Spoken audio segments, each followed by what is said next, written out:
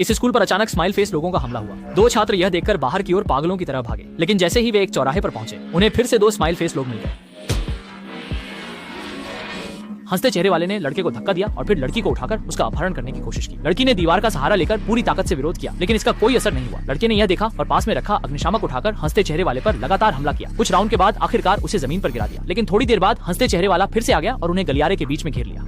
इस समय दोनों को आखिरकार याद आया कि वे म्यूटेंट हैं और उन्होंने लड़की को सांत्वना देते हुए जल्दी से अपनी क्षमता का उपयोग करने के लिए कहा। अब केवल खुद पर निर्भर होकर यहाँ से भागना ही एकमात्र उपाय है। लड़के का शरीर कांपने लगा, ऊर्जा निकलने लगी और उसने पल भर में सुपरलाइट स्पीड से एक रास्ता बना लिया। और ये सारी अजीब घटनाएं एक नई आई लड़की डैनी की ओर इशारा कर रही थी, क्योंकि उसके आने के बाद से ही ये घटनाएं हो रही थी। अकादमी के अन्य म्यूटेंट से अलग डैनी को नहीं पता था कि उसके पास कौन सी सुपर पावर है और इसी कारण मिक उसे बहुत तुच्छ समझता था। इसलिए उसने कक्षा के बाद की गतिविधियों में डैनी के साथ मजाक किया।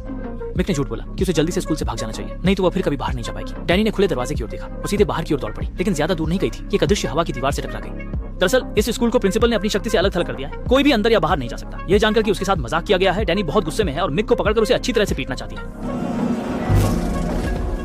वह केवल असहाय होकर जमीन पर घुटनों के बल बैठकर अपनी भावनाओं को व्यक्त कर सकती थी। वापस जाते समय उसने कैनन बॉल से मुलाकात की। कैनन बॉल अपनी क्षमता को नियंत्रित नहीं कर पाने के कारण हर दिन पत्थर से बंधकर उड़ान का अभ्यास करता था। जल्दी ही रात हो गई और डैनी रात में सोते समय बुरे सपने देखने लगी। अपने बचपन में पिता की हत्या की छाया को याद करने लगी। मॉनिटर पर मानसिक ऊर्जा का स्तर भी बढ़ रहा था।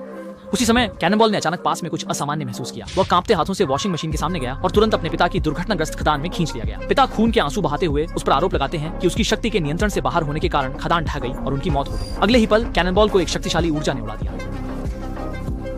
अगले दिन मिक का फिर से डैनी के साथ झगड़ा हो गया। लड़ाई के दौरान डैनी ने उसे सिर से जोरदार टक्कर मारी। मिक ने यह देखकर तुरंत गुस्से में आकर अपनी यांत्रिक भुजा और लाइट सेबर निकाल दिया, लेकिन जैसे ही वह वार करने वाला था, समय पर पहुंचे प्रिंसिपल ने उसे रोक लिया। तुम नियम जानते हो, यहाँ कोई शक्तियां नहीं और निश्चित रूप से कोई लड़ाई नहीं।